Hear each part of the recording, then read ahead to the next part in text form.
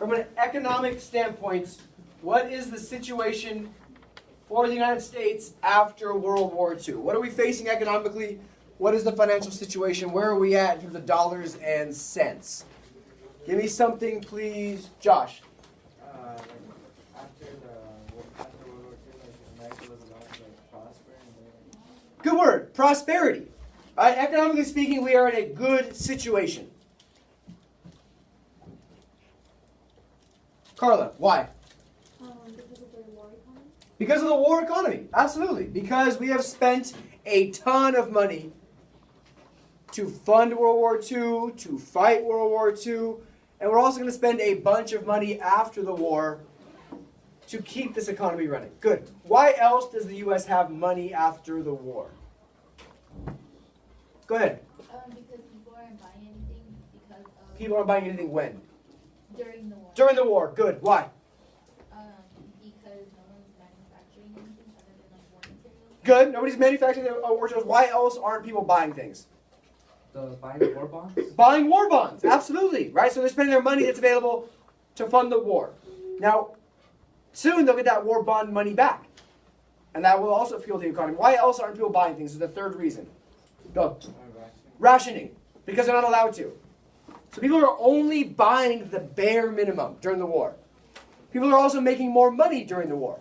So it's a great combination of making more money but can't spend as much money. People have more money in savings accounts. They're also then getting that war bond money back. The government's going to keep spending money to keep fueling this economy with things like, I don't know, the Korean War, the Cold War, the space race, the arms race. All of these things will play a role in, to Josh's point at the very beginning, a very prosperous decade. A decade of economic growth. A decade of affluence and money and happiness. For some. For some. And it's important that we know that the 50s are a time of great economic growth. The 60s are also a time of great economic growth. Not until the 1970s, we started seeing the bubble burst, so to speak, in all of this growth. We'll get there this unit as well. But today is, in fact, day 1 of period 8. You already read a chapter on the beginnings of the Cold War and this new suburbanization of America. Ideally, you read that chapter. If not, well, that's a you problem. And here you are starting period 8 the same way you ended period 7. But that's okay, too. How many of you guys got all freaked out and scared when you got my email yesterday? You all did. Oh my God, he's so angry. I'm not actually angry. It takes a lot of real things to get me angry. Like I get mad at like the real world, not at APUSH. It's just a constant reminder that you guys have one of the best opportunities you'll ever face in high school in 65 days. All right, there's not a class that you'll have worked for some of you. There's not a class that you'll have worked harder for, and I don't want you to shit the bed the last 2 months and then lose an opportunity to get free college credit, to make yourself look competitive to college, to make it look like you belong wherever you just want to go to school. I believe strongly that every single one of you has a bright academic future and a bright personal future and a bright professional future. I do. But like in order to prove that to colleges, to let you in and to give you a bunch of money, you got to put some numbers on paper. They say, I belong in your school, give me all of your money, let me in, and pay me to go here. One of the ways you prove that, you don't have to prove it to me because I already believe it. One of the ways we prove that to colleges who don't know you is you put it on paper. You put those numbers on paper that say, like, I belong at your school. All right? So your AP test is 2 months to the day from Sunday. 2 months to the day from Sunday, which is not that much time. But today's the first day of your last unit, so life is good. Period 8 will cover the 1950s, the beginnings of the Cold War, but also the conformity and the happiness of domestic culture. Period 8 will cover the 1960s, so the Vietnam War and the conflict with the Soviets over communism versus capitalism, but also cover the civil rights movement. The counterculture, the hippies smoking a bunch of weed everywhere, doing their thing. It'll cover the 70s and the awesome presidencies that are the 1970s, which are terrible presidencies, of Nixon, and then him having to resign because he's about to get impeached and convicted of a crime, and Carter and Ford, and then we'll finish everything in period 8. We'll wrap it all up right before spring break. You'll come back from spring break. You'll have 1 day on period 9. We'll just be Reagan, the war on drugs, Reaganomics, how he screws the whole U.S. economy. and the U.S. domestic policies, and Jonathan smiles because Jonathan's a freaking weirdo. But we all knew that. We've known that since, you guys have known that for years. I've known that since August 9th, the second day of the year. And then you'll take your period 8 test, which will be it'll act as your final for everything, and then we spend 4 weeks reviewing, and then it's test day. So we are almost there. Bear with me for 65 days, and then I'll never bug you again. I mean, I'll bug you again, but it won't be about chapter 27 or your timeline or your study guide or your DQ or your inability to speak in class or your wheels. Now, today we're covering the beginnings of period 8. I can't cover the beginning of the Cold War in 40 minutes, but I can cover the baby boom and suburbanization of society. Adrian, what are the suburbs?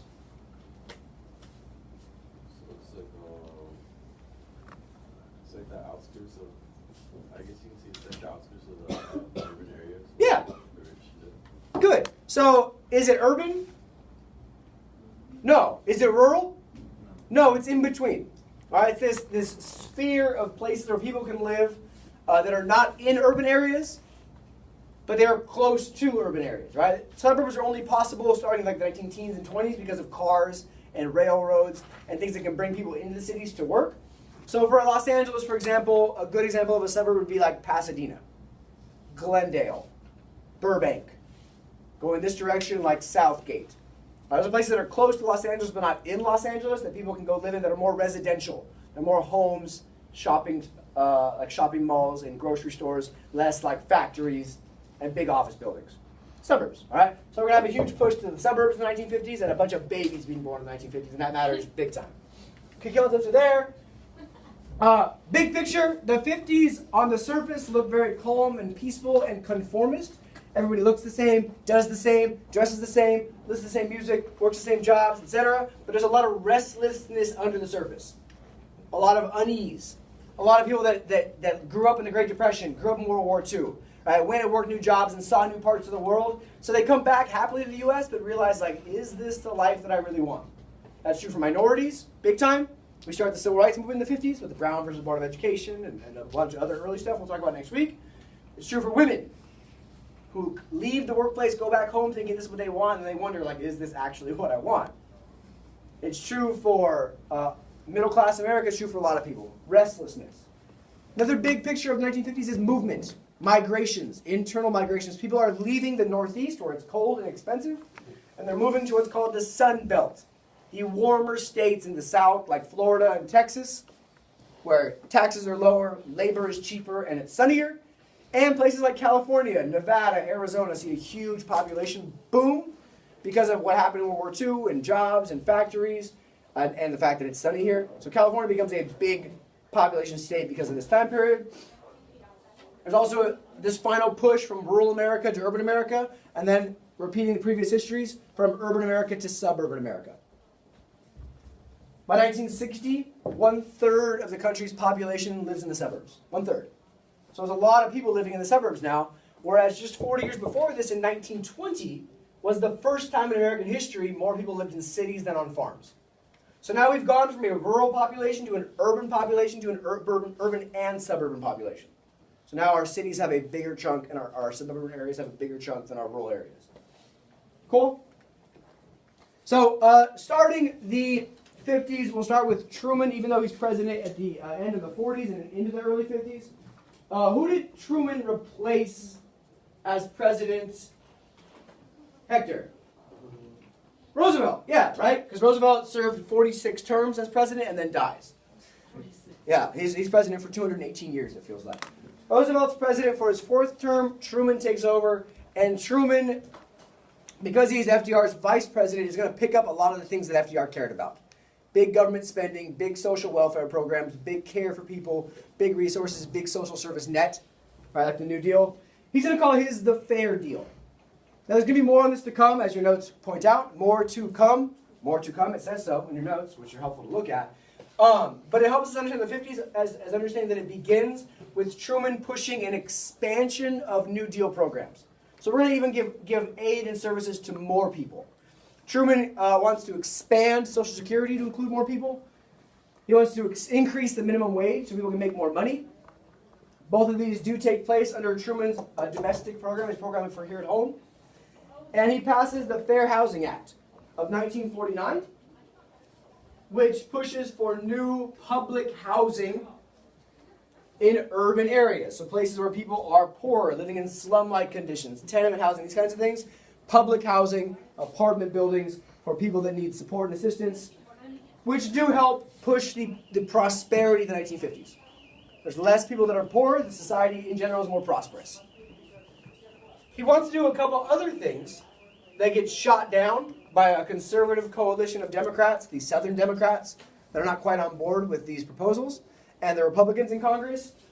He tries in 1948 and 49 to pass national health care insurance. Interesting. Something that we're still arguing about in 2018. Right? That everybody in America should have health insurance and it should be nationalized and we should all pay the same and we should be covered by the same insurance. So in 1949 he's trying to do this. In 2016 Bernie Sanders is trying to do the same thing. And yet here we all are with a very patchwork look at health insurance in 2018. So he tries to pass national health care insurance. He tries to pass more civil rights laws. And the Southern Democrats and the Republicans in Congress are pushing back against that. But it is helpful to understand that Truman, it's called his fair deal for the American people, is trying to push for continued prosperity, to continue New Deal programs. Even though the Depression is over, we should still be giving people the support and services they need to succeed. So now we have 3 deals you should know. Right? The square deal, it's Teddy's. The New Deal, it's FDR's. And the fair deal, that's Truman's. All right, so those are the 3 deals of the 20th century that we should be aware of. But it's important that we understand the 50s are, on the surface at least, an age of affluence. Affluence meaning riches and prosperity and economic success. We see jobs created increasing from 1940 to the beginning of World War II, dipping a hair after the war, as we're not quite sure what's going to happen with the economy, and then due to increased spending in the 1950s, jobs being created on an increase from 1950 all the way through 2000. So this really puts our economy on the right track, and it does so. It stays that way for a long, long time. Some numbers, again, not for you to memorize, just to help you get your mind around what's happening. Our gross national product, how much our country is creating, producing. In 1945, at the end of World War II, is $200 billion. That's our economy as a whole. 5 years later, it's $300 billion. So even though the war is over, our gross national product still increases by $100 billion in 5 years. It's big growth. 10 years later, it's $500 billion. 10 years after that, it's 970, almost $1 trillion. So our economy after World War II, as you can see, booms. We are producing more, we are creating more, we are buying more, we are a more successful economy. Our income is also important. People are going to make more money. So we're not just producing more, we're also bringing home more. That's a good sign of a healthy economy, is when your production goes up, but also your wages go up with it. 1945, the end of the war, the per capita or per family income is about $1,200 per family, which is not that much money. By 1970, so the end of this rapid growth period, it's all the way up to $4,000 a family. And when we adjust for inflation, meaning how much does your money actually get you, wages go up double. So the dollars don't matter so much, because what if prices go up more than that, then your money's actually worth less. But the real wages for how much buying power people have, people's buying power doubles, which is a big deal. It's a big deal. So this shows the economy's doing well as a whole. The consumer is doing well. The worker is doing well because they're bringing home twice as much money in buying power. The economy is healthy. We'll talk about some of the underlying problems with all of this. Tomorrow or Monday. But on the surface, everything looks good. And it's actually a way healthier economy than we saw in the 1920s. It actually is a good economy. And all this comes about because of the end of World War II, the end of the Great Depression, and this exciting amount of spending and growth. The war, as you guys pointed out in the Do Now, it does stimulate or increase the economy. It does end the Great Depression. People are making more money and spending less money. Soldiers are being paid and they can't spend their money because they're busy fighting Hitler.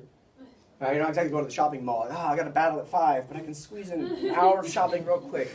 Shoot over to Paris.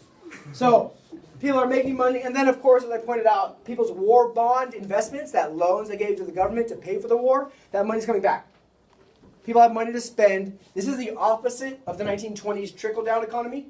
This is a true bottom-up economy. People at the bottom have money to spend.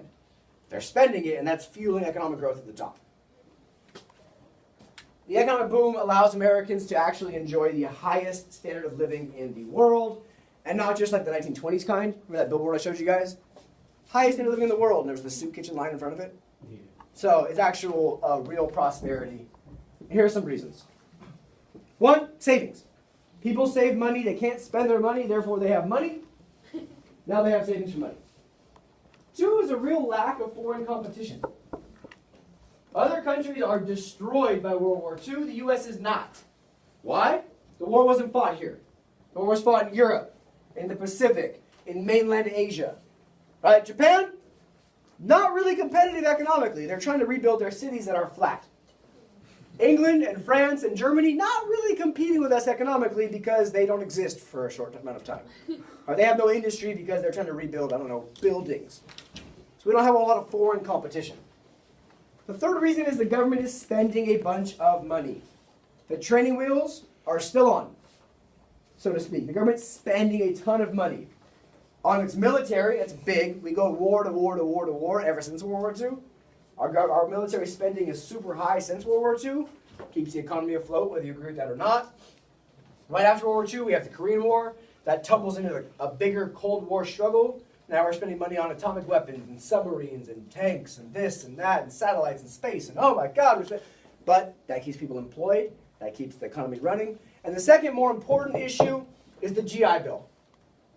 For these returning soldiers, the GI Bill really, really, really matters in terms of assimilating them back into society. Oh, you fought in World War II? Thank you for your service. Here's money. Go to college. Get a college degree. You fought in World War II? Excellent. Here's a loan. Start a small business. You fought in World War II even though you're so small. Thank you for your service. Here's a loan. Buy a house. So it allows these soldiers access into the new economy they wouldn't have had otherwise. The GI Bill makes a big difference for all of these returning soldiers, these tens of thousands of returning soldiers. And the fourth real reason for economic prosperity is the expansion of the suburbs.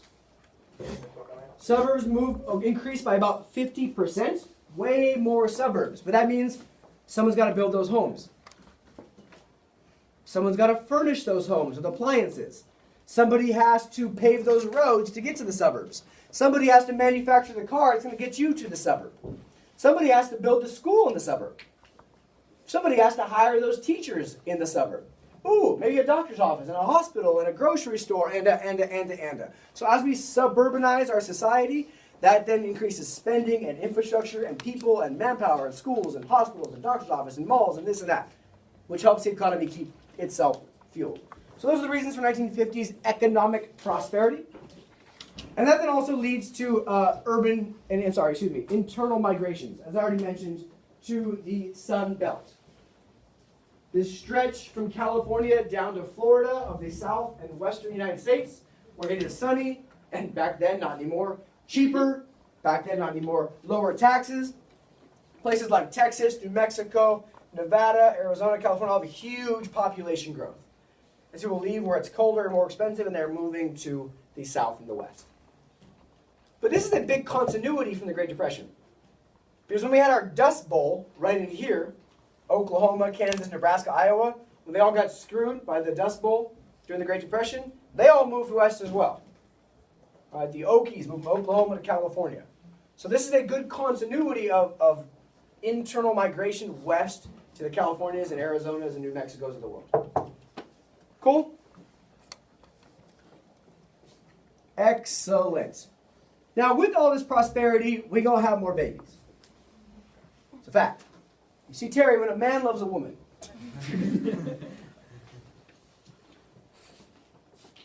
Anyway, America in the 1950s goes through its biggest baby boom. It's just what it says. A boom in babies. Why? A bunch of soldiers are coming back from the war. And they are excited to get married and start a family. All these soldiers come back from the war. What happened before World War II? The Great Depression. So for 2 decades, 1.5 decades, from 1929 to 1945, our birth rates decrease. Everybody's broke, they have no jobs, they have no resources, they have no anything, and then they're at war. It's kind of hard to have a baby at home when you are in Germany. Right? I'm sure some soldiers came back like, wait, this doesn't add up.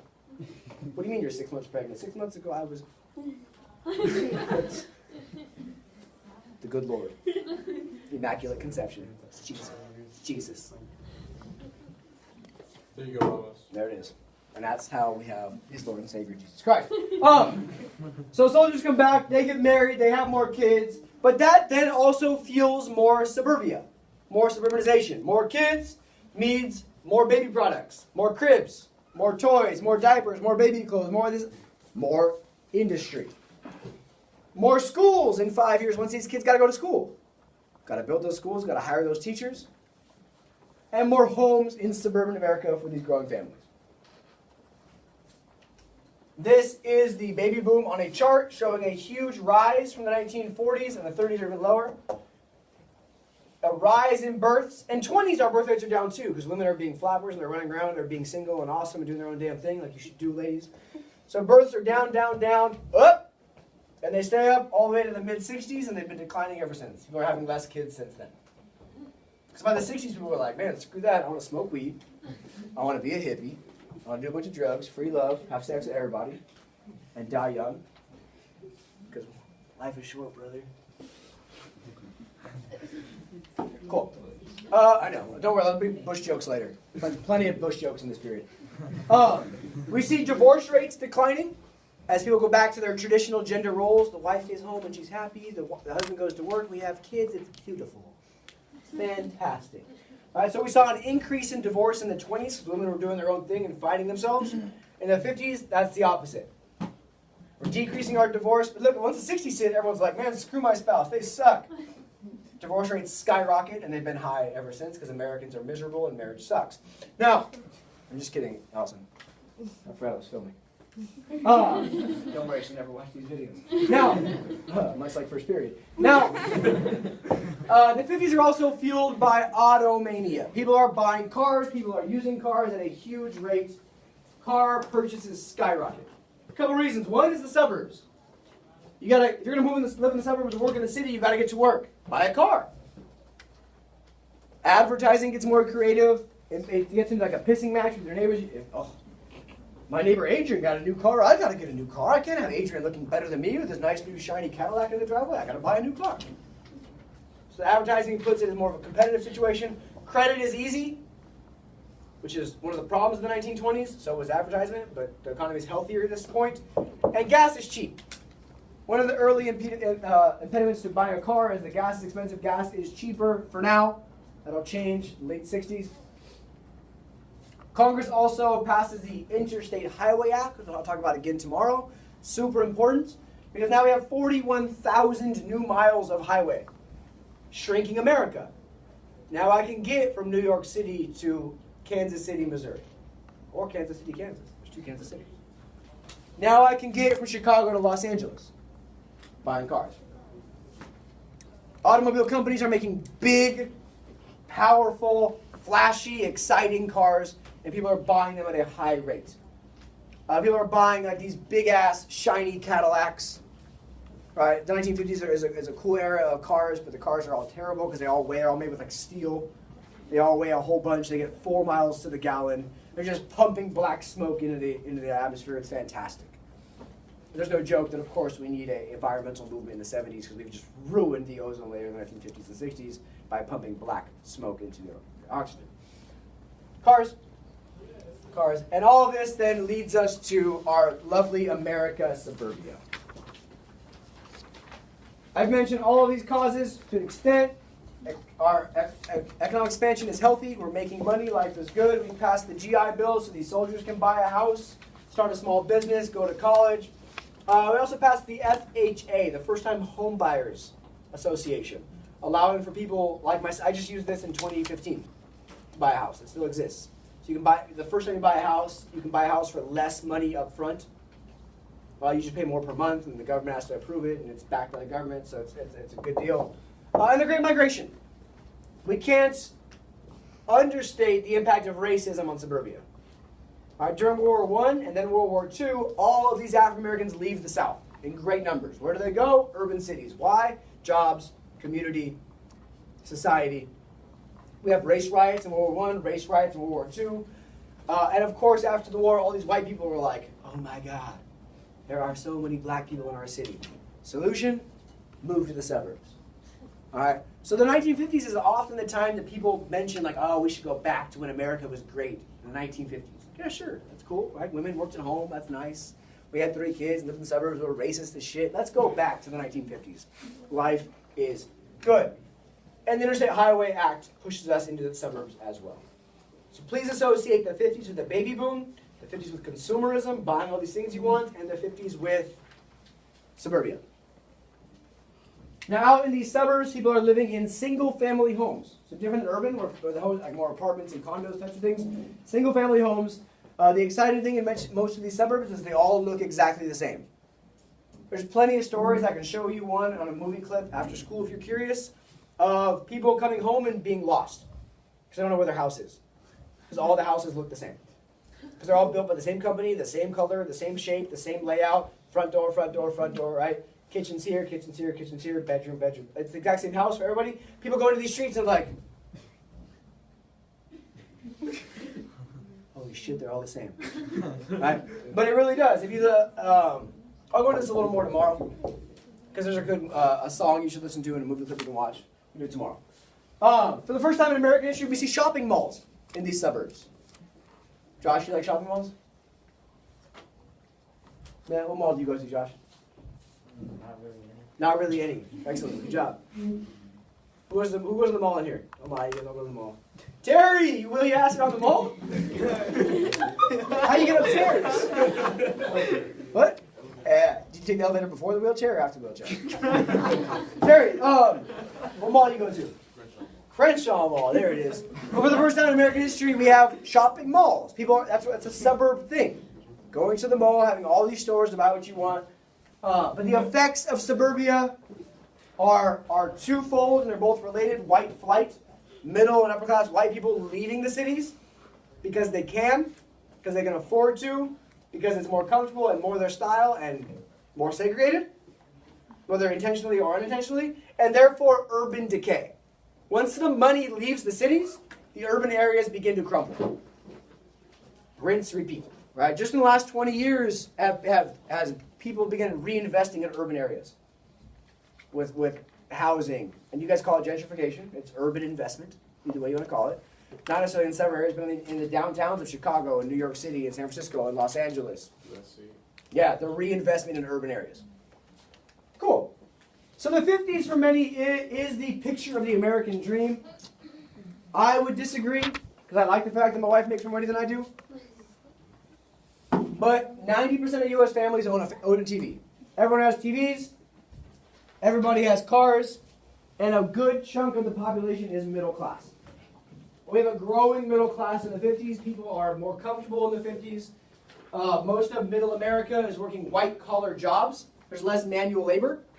People are working in offices, answering phones, working in business, working in finance, all these things. There's less people doing the manual labor that characterized the Gilded Age, the industrial teens and 20s. People are working more office, white-collar jobs. And this, of course, leads to consumerism. People want to buy, everyone wears the same thing to work in middle America, the white dress shirt, black tie, black pants, go to work. Come home, wear the same thing tomorrow, the next day, the next day, the next day. Right? This white-collar dress code, this business job dress code, right? This conformity of the 50s. We see a ton of consumerism that resembles the 20s. People buying things because they want to look like their neighbors, because they want to look cool, because they want to fit in, because they want to make sure that they are keeping up with the guy next door. And all of that is really driven by a huge amount of growth in advertising, much like the 20s. Now, buy this cool stuff because you should have it. Because who said so? America says so. All right, so we see a huge growth in advertising there as well. Cool. I'm going to show you either a Ford, a Cheerios, a Chef Boyardee, or a Carnation commercial. What do you guys want to watch? Chef. All right, cool. We'll watch that one. We're going to watch that one last period, but then I'll be like, I'm outside and it ruined it, so we didn't watch that one. True story. Yeah. All right, here's a commercial for Chef Boyardee. Think about what this says about society and how this encourages conformity. Hello, may I come in? No, no. I got Perhaps you've seen my picture on Chef Boyardee products at your grocers. Today I want to tell you about a wonderful dinner for three. A dinner that only costs about 15 cents a serving. It's my own Chef Boyardee spaghetti dinner with meat sauce or mushroom sauce. It all comes in one carton. A full half-pound of tender, quick-cooking spaghetti, 10 full ounces of rich, tasty sauce, and to top it all, a whole can of simply grated cheese. A wonderful food. So ask your grocer for Chef Boyardee spaghetti dinner with meat or mushroom sauce, would you? And look for other Chef Boyardee's products. They're also delicious, they're also nourishing, and they help keep the cost of your meals down. Chef Boyardee's products are at best grocers. Ask for Chef Boyardee's spaghetti dinner. Only about 15 cents a serving. There you go. So, that's not the point. The moral of the story is we're pushing convenience. Look how easy this is. We're pushing name brands. You can buy Chef Boyardee in New York. You can buy Chef Boyardee in Santa Fe, New Mexico. And you're pushing convenience, ease, and everybody eating the same kind of thing. Right, so the 50s really are a time of everybody really pursuing the same dream in a sense, wearing the same clothes, listening to the same music, living the same quote-unquote dream. TV plays a huge role in all of this, as TV ownership goes from 9% of families in 1950 to 87% of families in 1960. All right, what the radio was for the 20s, the thing everybody had to have, for the mass media, for the culture, for everything, the TV is that for the 50s. And I'd argue that TV is that for the 60s, the 70s, the 80s, and the 90s. It's not until the 2000s that TV gets replaced by social media, by the internet. As the mode of mass transmission of ideas, culture, material, content, etc. Go. The impact of TV growth is that we see a growth of corporate sponsorships and advertisements and commercials on TV. That's a big deal because now we're all seeing the same commercials, whether we're in the middle of nowhere, Iowa, or we're in San Francisco. And all of these new sitcoms, these new shows, people to watch, they all center around the traditional, perfect American family. All of them. Wife stays home, takes care of the kids, drama ensues, dad goes to work, comes home, yells at the kids, they do their homework and go to bed. Right? The Brady Bunch. There's one show called Father Knows Best. It's literally about father knowing best, right? So the TV really does reaffirm these gender roles. Wife stays home and cooks. Dad goes to work, comes home tired and grumpy, and so forth. So the culture of the 50s really does reaffirm these gender roles. In our movies, we see a little more of science fiction-y, a little more excitement, a little more Cold War fear themes. These guys are all wearing their like 3D glasses. Right? They're all scared about something. But in general, much of our ideas and attitudes are pushed through TV, and they're all pushing gender roles, white people living in the suburbs, eating freaking Chef Boyardee SpaghettiOs, and they wonder why white people have bad food seasoning because of shit like that. Cool. Now, this will really make you guys happy, ladies. The women in the 50s are really being put back into the house by society and by themselves. Suburban and middle class growth. So this suburban life, you're not in cities anymore. You're in suburbs where your neighbor stays home, her neighbor stays home, her neighbor stays home. You just hang out and play cards all day. There's this reinforcement of women staying home. And the mass media culture is reinforcing a return to this cult of domesticity. Stay home, be domestic, take care of the house, take care of the kids, make your husband happy. And women happily accept this role because this is the role they always thought they wanted. Happy home, living there, having happy kids, life is good. But women, unfortunately, and fortunately, have seen something else. During World War II, this exposure to work and community and contribution and production means women happily go back to the house, thinking that's what they want, and then realize they saw too much out of the house to happily go back to that. And by the end of the 50s and the early 60s, we see women saying, you know what, I thought I wanted this. Turns out, I didn't. Give me something more. And we'll talk about that later in the unit as well. Now, here's an awesome guide in Housekeeping Monthly, a very popular monthly magazine for women about housekeeping. The Good Wife's Guide. The guide to being a good wife. Have dinner ready. My wife has not even read the first 3 words of this guide. Have dinner ready, plan ahead even the night before to have a delicious meal ready on time for his return. Prepare yourself. Take 15 minutes to rest so you'll be refreshed when he arrives. Touch up your makeup, put a ribbon in your hair, and be fresh looking. He's just been with a lot of work-weary people. I'm just looking mad. I'm not advocating this. Third one's my favorite. Be a little gay. It means happy. Calm down. Don't get that excited. And a little more interesting for him. His boring day may need a lift, and it's one of your duties to provide it. Clear away the clutter. It gets better. Clear away the clutter. Make one last trip to the main part of the house before your husband arrives. Gather up school books, toys, paper, etc., and then run a dust cloth over the tables. Interesting. Wash the children's hands and faces, comb their hair, and if necessary, change their clothes. Be happy to see him. Greet him with a warm smile. Listen to him. You may have a dozen important things to tell him, but the moment of his arrival is not the time. Let him talk first. Remember, his topics of conversation are more important than yours. I'll skip a bunch of that. Your goal, make your home a place of peace. Don't greet him with complaints and problems. Don't complain if he's late for dinner, or even if he stays out all night. Count this as minor compared to what he might have gone through that day. I'll skip some more others. Finally, a good wife knows her place. You know your place too, shut up. Moral of the story, this is being reinforced to women in the 1950s by TV, by magazines, by society, by culture, by their neighbors. If this is what everybody in suburban America is doing, it gets reinforced. Showing that yes, the 50s for women is a time of conformity. Conforming to the norm, not challenging society. Traditional gender roles are reaffirmed. It is very cult of domesticity-esque. Do a nice little review for us. Which is reinforced by the baby boom, and there's more kids, so there's anyone will watch them. Mass media telling them what you're supposed to do. And suburban life being contagious.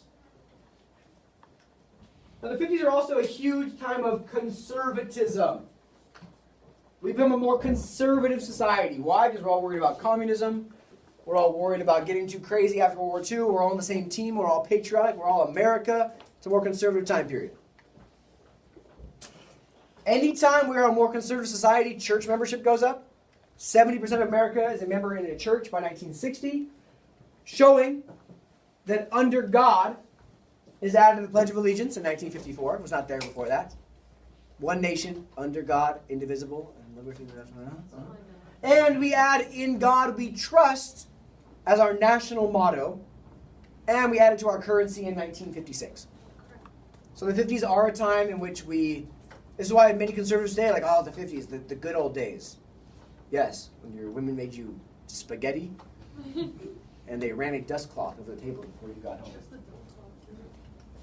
50s music is divided by more classic pop, the Frank Sinatras, the Dean Martins, the big band era of the earlier time period still holds a mainstream America, but underneath that surface starts seeing some questioning of authority.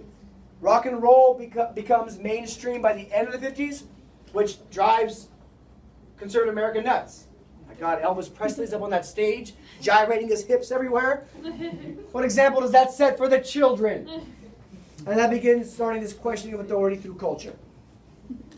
Now, the last thing I'll get to is the teenagers, who are the ones that begin questioning the authority underneath the surface of the 50s. Teenagers are attracted to rock and roll, to what they see in movies and TV, and they're beginning to get outside of the box.